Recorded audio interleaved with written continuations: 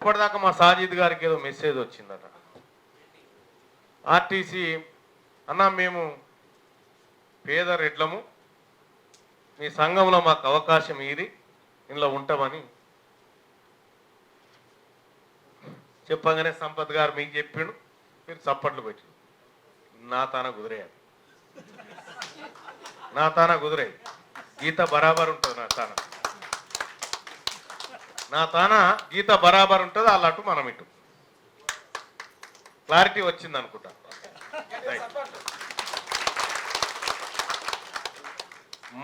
మనోడు ఎవడన్నా అటు పొరపాటున అటు ఇటు పోతే బుధగరించి తెచ్చుకోవాలి, కానీ వాళ్ళని పొరపాటును కూడా పట్టుకురావద్దు. ఇటు వద్దే వద్దాల సోపతి, వద్దే వద్దాల సోపతే వద్దు. మనకి క్లారిటీగా నేను సంఘం నాయకులకు చెప్తా ఉన్నాను. ఇక ఈ సంఘానికి సంబంధించి, ఈ యూనియన్కి సంబంధించి ఒక భారీ మీటింగ్ని మరి మీరు అన్ని కంప్లీట్ చేసిన తర్వాత ఏర్పాటు చేసుకున్నాం. ఆ కార్యక్రమం వరకు మీరు నిరంతరం శ్రమించి ఆర్టీసీ విలీనం అనేది ఎంత ఇంపార్టెంటో మనం ఇటు ప్రజాక్షేత్రంలో ప్రజలకు చెప్పాలి, అటు కార్మికులకు చెప్పాలి. ఆ విధంగా మనం ముందుకు పోవాలి. ఇక ఇది కాకుండా నేను బహుజన్ వర్కర్స్ యూనియన్ రాష్ట్ర నాయకత్వాన్ని అలాగే కార్మిక లోకానికి కూడా చెప్తా ఉన్నా, జూలై 5 తారీఖు రోజు భువనగిరిలో రాజ్యాధికార సమరబేరి నిర్వహించబోతా ఉన్నాం.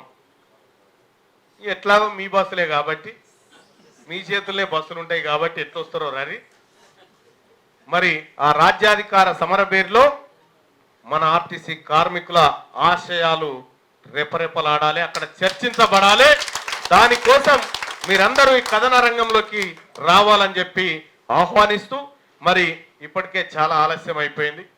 మనమందరం కిందికి పోయి ఒక ఆర్టీసీ విలీనమే కావాలనేటువంటి నినాదం చేస్తూ, ఒకరి మీద ఒకరు పడకుండా పద్ధతి ప్రకారంగా నిలబడి కార్యక్రమాన్ని చేసుకుందామని తెలియజేస్తూ, రిటైర్మెంట్ వాళ్ళ బెనిఫిట్స్ రాలేదన్న, రిటైర్మెంట్ వాళ్ళ బెనిఫిట్స్ కూడా రాలేదు.